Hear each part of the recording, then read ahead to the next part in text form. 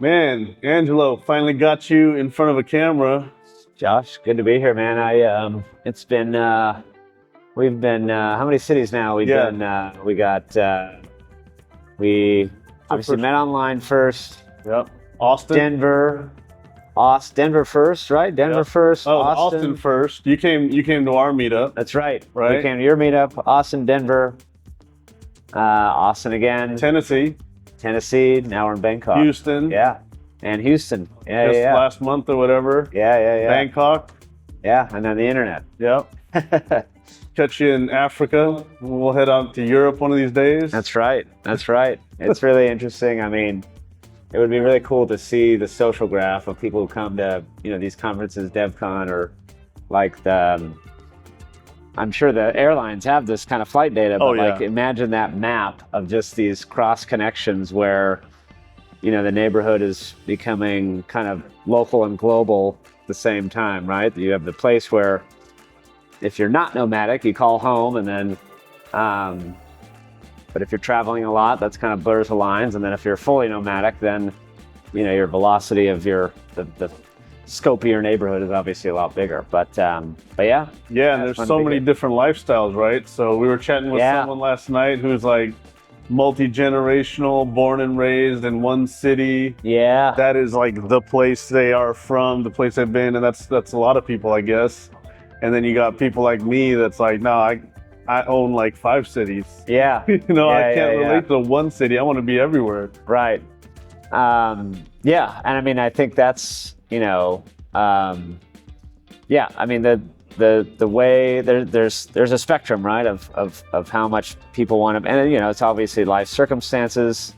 I've certainly had periods of my life where I like to be on the road, a lot of motorcycle trips, kind of roaming around and wandering around, because that's how I like to learn. But it's really interesting to see, just to see the arc of what the internet has done to communications and building relationships, when that's coupled with a nomadic lifestyle, right? Where it's like, it's no longer like, oh, I'm going to this destination over here, and it's not like, it's a big deal, but it's for a lot of people to travel this far, but like, it's kind of, everything kind of seems, liquid? Yeah, liquid. Yeah, sure. Yeah, liquid. Yeah. Lifestyle liquidity, man. Yeah, lifestyle liquidity, geographical liquidity. That's right. Yeah, that's a good way to put it. Yeah.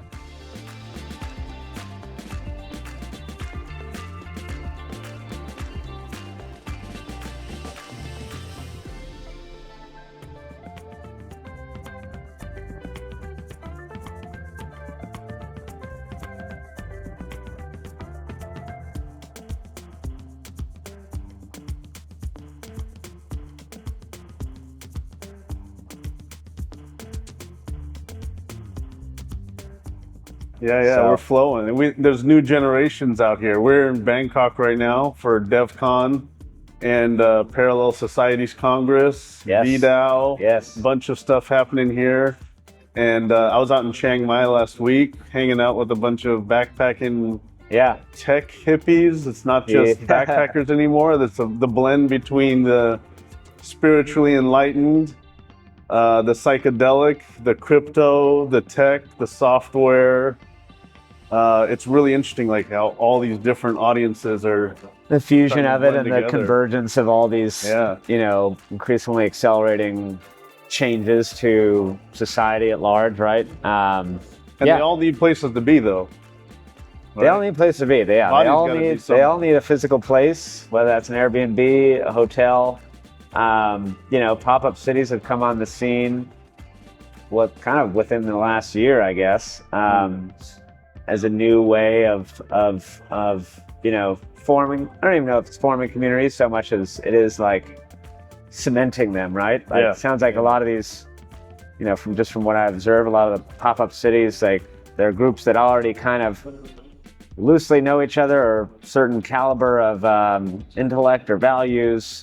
And they're really designed to just kind of cement those relationships further, because that compounds, I think, compounds over a longer time frame than just coming together maybe like Burning Man style, which is a little bit more kind of good kind of chaos. I've never been myself, but I'm just, so I actually can't speak too much to that. But it seems like there's a lot of intentionality with a lot of these new experiments in the way, people are coming together. So it's like a decoupling for sure, where obviously people floated up into the digital ether for quite a while, right? The cloud, yeah. And now there's like a regrounding to some degree where they're wanting to reconnect.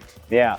I had an interesting talk in Singapore with Steve Peters, and was talking specifically about some people are confused about what community is. Yeah. Because people think about it either, especially people who have been in a place for a long time, think that the community is your neighborhood, right? And it's like, well, actually, then we have digital communities where people are not even around each other. They know each other for years. Yep. They work together. They do business together. They never met.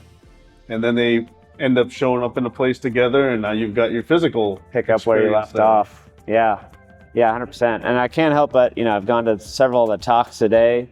I can't help but I had like little university nostalgia, right?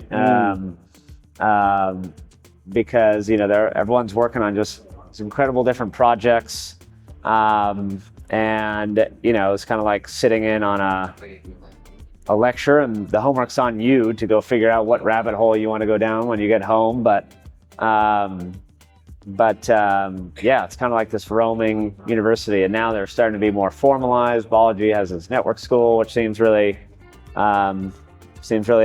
So it's just been pretty interesting to witness and observe.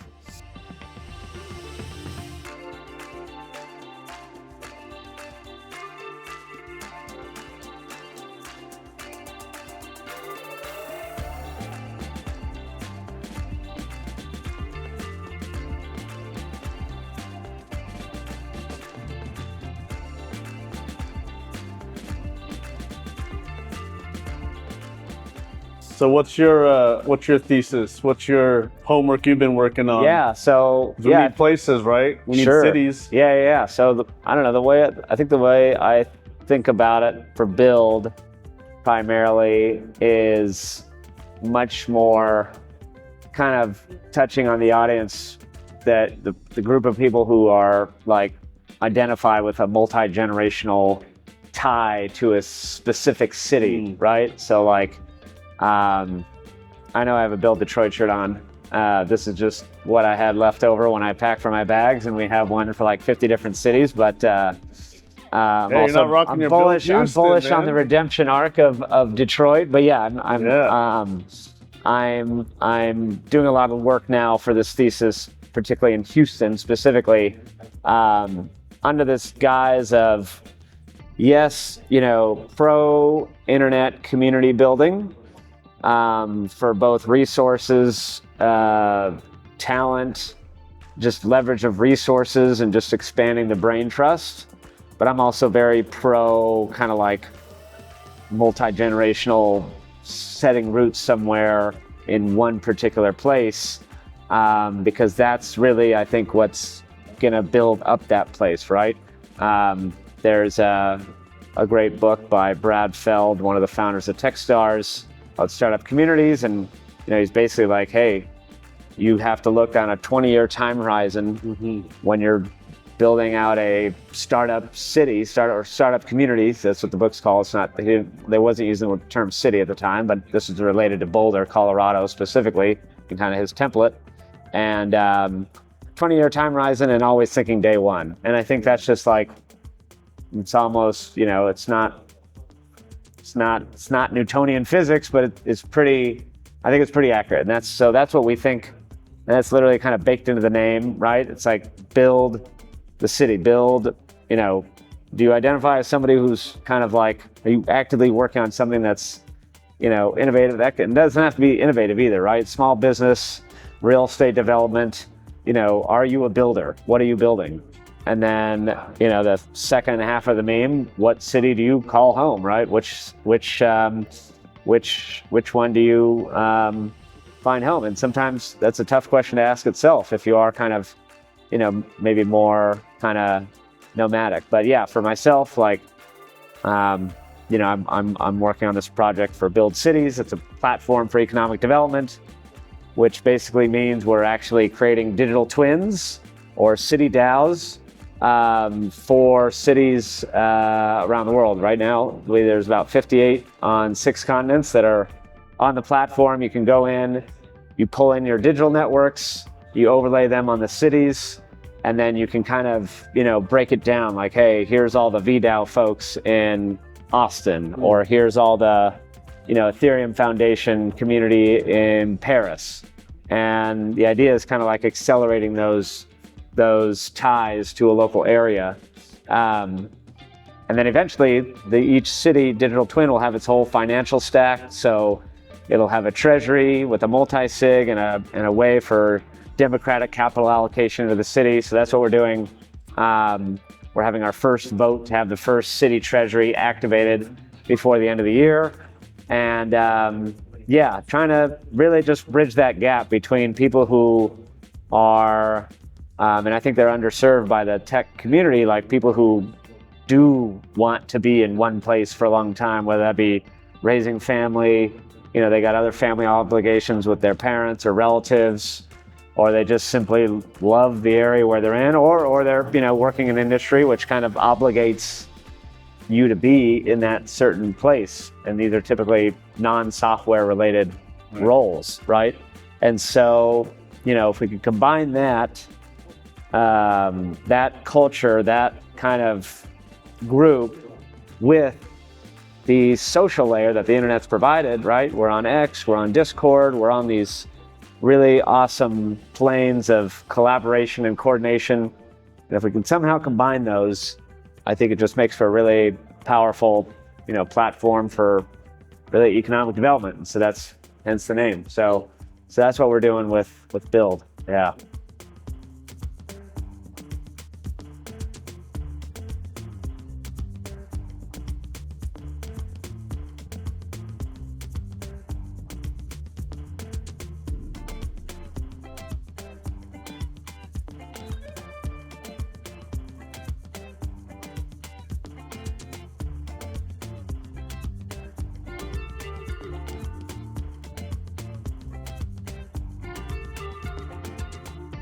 Yeah, and I think that essential protocol that you really provide there is that link, the integration points between those locations. Yes. We've talked about how important, powerful it is to have that local collaboration, that local sense, like where are you actually really grounded in? 100%. But then the resilience and the real strength socially, culturally, geographically is to then have those powerful local forces networked as well, right? Right. And I think, what globalization brought is very interesting, but I think it came at the expense of local communities, right? I think Detroit's a perfect example. So again, bullish on the redemption arc for Detroit.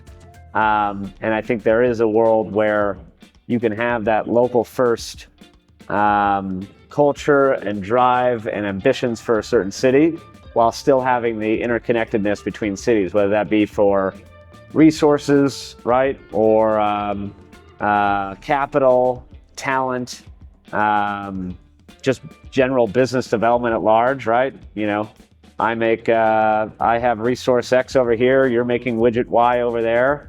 Let's figure out a way where you need this resource. Let's figure out how to bridge these gaps, right? Our co-founder, he's an amazing developer, CTO, lives in Lagos. He also has a scrap metal recycling business, which is just such a interesting gap of challenges to think about. And so we talk a lot about this is a crazy industry, right? Scrap metal recycling, right? These are shipments going out to Dubai from scrap metal over here, and he's just saying everything is just administered in these disparate WhatsApp groups.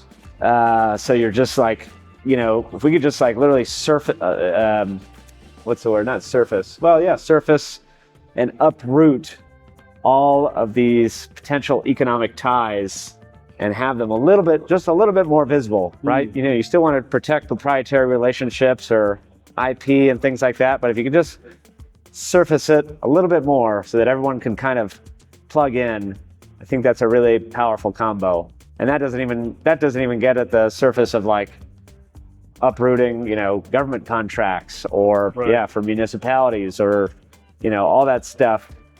Just need to kind of like uproot it, have one place to kind of see it, maybe use AI to help leverage the connection points a little bit faster. And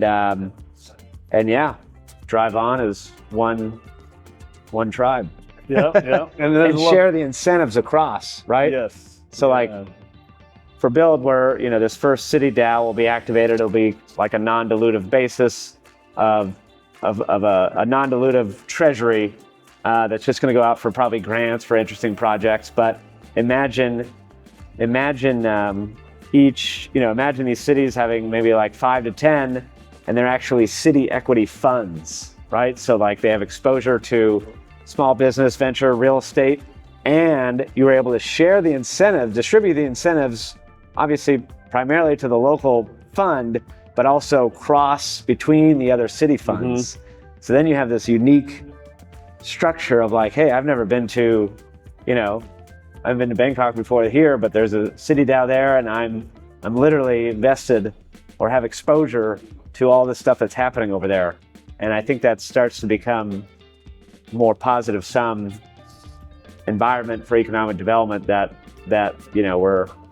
we're trying to get after. Yeah, and I think it's super powerful where the rural communities play into this. Yes. Like that's where it becomes incredibly impactful, right? Because now you can actually get into rural communities that have been depressed, neglected. Yes. And by integrating them and networking them with the rest of the cities that are established, they 100%. Now have access and they're able to grow. And they've also then in turn strengthened the other cities, right? 100%, yeah. A network of small cities should be able to compete head to head with some of the larger cities.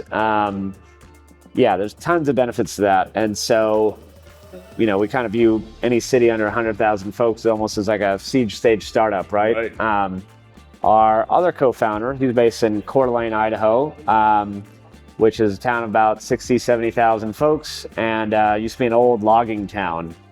And he took some of the aspects of Brad Fell's, Startup Communities Playbook, but combined it with his own kind of unique experiences and background, and built a startup community there over the course of, the better half of a decade. And now they have 2 times more startups per capita than the rest of the state. There's 2 9-figure startups. I think it was like the second highest appreciating real estate market in the last couple of years nationwide. They passed local innovation laws. They've got over 200,000 square foot of real estate footprint for innovation specifically. They turned around an old Elks Lodge, which hadn't been used for 30 years. And we kind of view that as like, hey, what an amazing process. What if we could kind of look to that as a blueprint and scale this with a digital first approach? Because when you're digital first, you don't have much overhead, right? It's just compute, and then kind of figure out how to, bring them back down from the cloud and start those places again in multiple cities. You add Starlink into that equation with rural areas, like, yes, no one should ever have to feel like they need to be in a certain place to get access to resources to build up their own personal economic interests, their community's economic interests, and it kind of stops there, I guess. But I guess we're taking it a step further and saying like, okay, well, you can also leverage, this global resource pool to kind of, accelerate a little bit faster. Yeah, not necessarily even accelerate faster, just create the ties that can really grow, right? We started just meeting the human needs. Yes. Right? Because we've got these communities that don't even have access to that to really support the human needs that are necessary for a community to thrive. Yes. Right? They hit their kind of peak capacity because they're remote, rural, or whatever. And by interconnecting them with these other communities, you actually have access to resources, not just actual funds, but communications, education programs, food resources. There's a really interesting trend, maybe you can speak on just from your perspective right now, on what I've been shaping is kind of like the essential formula is the integration of decentralization and regeneration. The regenerative and decentralized movement, and getting those together so that these two actually coming together are the formula that can solve the human needs problem.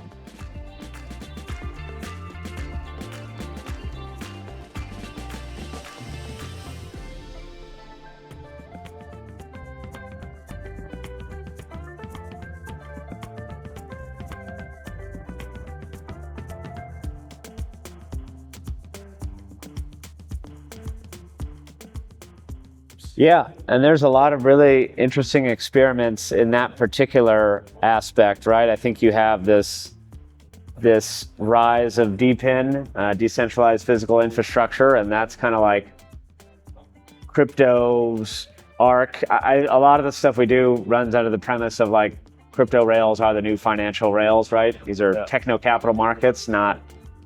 And again, there's time and place for more traditional capital markets, but I think for the things that we want to accomplish, we need to be using these new systems. And so DePIN has kind of represented this like rotation probably from the last cycle of activity in the markets into actual physical infrastructure, right? So there's distributed energy now, right? And everything that's kind of like meeting the real world, right? There's a friend's company, he's doing like distributed meteorological sensors, right? So like incentive system for setting up meteorology sensors, and creating the network incentives around that.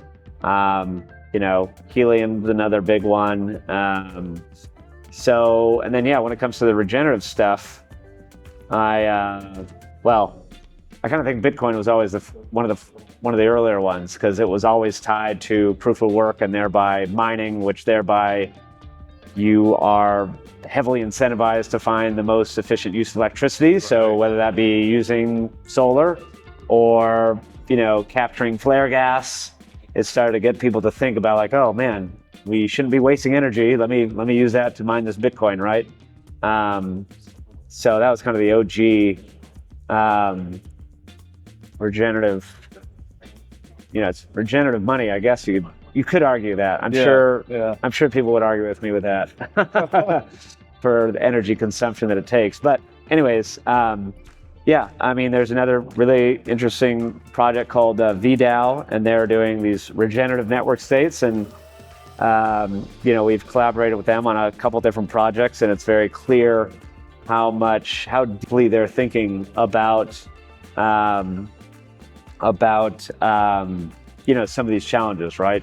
So I'll let them announce the stuff they're working on, but it all, it's you're starting to see that intersection now. You're starting to see the intersection of the culture and philosophy of regenerative or solar punk or whatever you want to call it, kind of captures that umbrella, and now kind of so thereby the communities forming around those themes, and then lastly, kind of downstream of that usually is the tech itself, and seeing how some of those are forming are really cool to see. A lot of cool projects, a lot of talks here at Devcon around. I just watched one on biodefense. This other one was using they were tying like a Tamagotchi little interface with air quality. So like measuring the air quality in your home. It's not, but it was, basically gamifying, couldn't regurgitate, right? But they're gamifying this like the talk was how to scale clean air. Yeah. So they're incentivizing that pursuit of clean air, which is just, I can't think of too many people who would is against that, right? Yeah. Like we all want clean air, right? Right. These are these are cool trends emerging for sure. Beautiful, beautiful.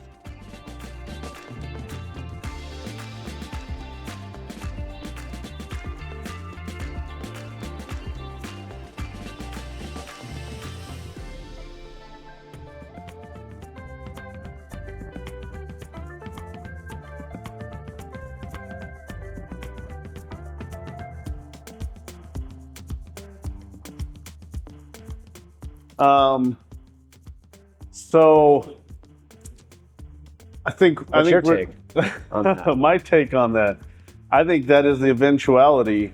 I think people are motivated in most of these spaces to find solutions, and of course we get a little distracted sometimes on the gamification of it. Yeah, or the casino.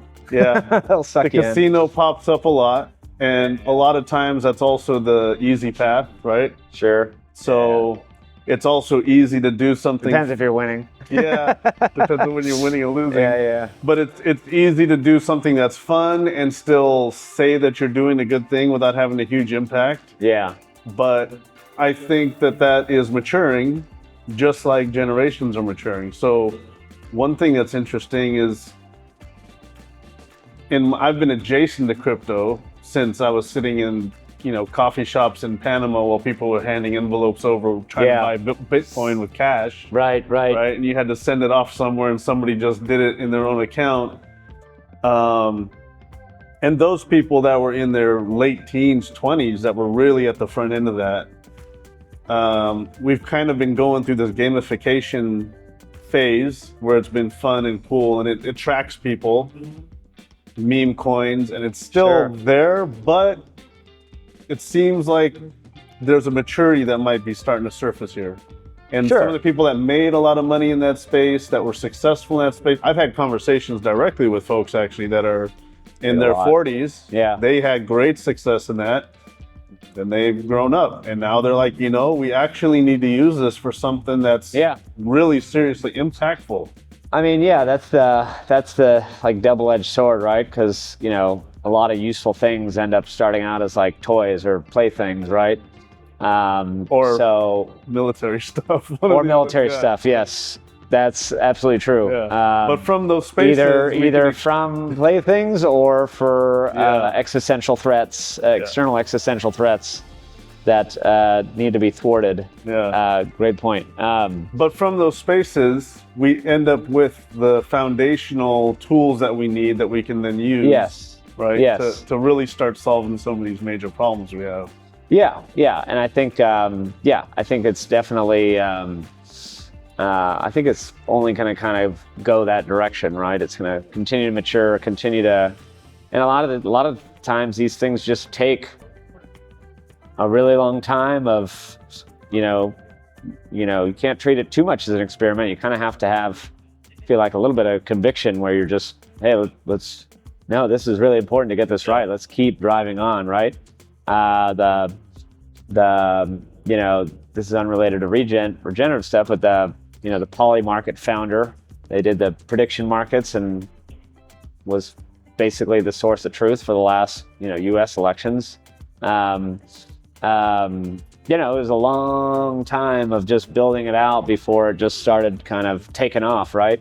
And that's the same for a lot of startups, right? It's just it's a long drive. All the work that and you see the tip of the iceberg. Just think of all that underneath, where it's like the doubt, the uncertainty, the lack of clarity on which direction to go, right? So, big hats off to the kind of pioneers, putting those things forward. We stand on the shoulders of those who have come before us. Right. That's an important thing for a lot of the young folks that I speak to a lot, is like that we're not actually doing anything new. We've got some new tools, new tech, but harken back to those who have come ahead. Like we're 20,000 years into this as far as trying to work on human solutions. Right. So let's look at where we've been, where we've come from, take good things, don't throw it all out. Let's build on that and keep going. Yeah, don't ignore the history of of what you can be building upon. Yeah. I think that's part of the maturation process, That's right? Well, So, you're not super mature. You don't have too many grays in your beard yet. Yeah, I'm yeah, no, graying I out have. quicker Oh, than you are. I'm very naive on what I definitely. There's a big chunk of things that I don't know, but you know, sometimes that can be helpful for building something new.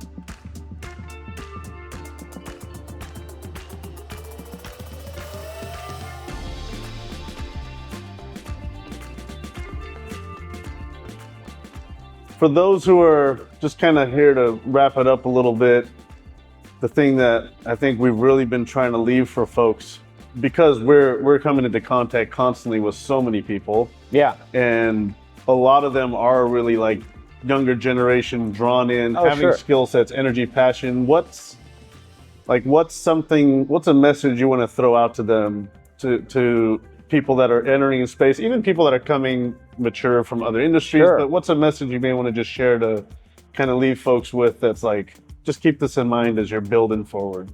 Yeah, I mean, I think, you know, we're definitely in an era, right? Like, solve your own problems. Like, it's probably the best thing I can think of. And there's personal reasons for that, and then also kind of macro reasons for that, right?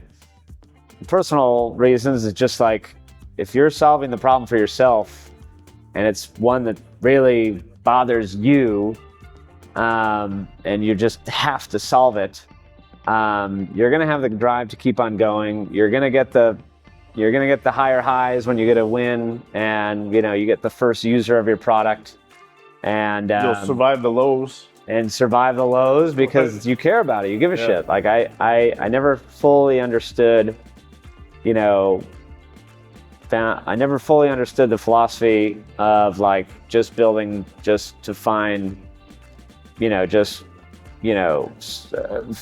building for a solution you don't care about. Like, it never quite equated, but it's happened a lot. And I guess that happens if you don't have any problems. Yeah, I guess. If you're lucky enough that I have problems, you got to make something up to work on. But that's, so that's the personal one. And then externally, that's better anyways, because there's a lot of these convergence technologies where you're not going to be super well equipped to solve other people's problems, because they will be able to solve them better on their own. And I'm kind of referencing primarily AI, right? We're seeing that now, where a lot of these B2B SaaS companies are, I think you'll start to see the cracks where, you know, the enterprises will think that, you know, they can start to build their own internal tools with AI, and that's just the software side. But like, a lot of stuff starts with the software in this general space. And so it's, a lot of rationale for just solving your own problem, because that'll also, I mean, at the end of the day, be more fulfilling too. Right. Yeah. Right. So Awesome. That's my message. And then come check out Build Cities. That's right. BuildCities.network. Never feel like you have to have, never feel like you, don't ever feel obligated to move to somewhere else just because you think there's more resources there or whatnot. We can build in place where we're at, and people shouldn't have to make those trade-offs anymore between family and ambition, I guess you could say. So, be the other piece. Yeah. Awesome. And Well, build on, man. It's a pleasure to be building with you. Yeah. Thanks for Likewise, taking Josh. time, man. Yeah. Appreciate Keep it. going. Yeah. Sounds good.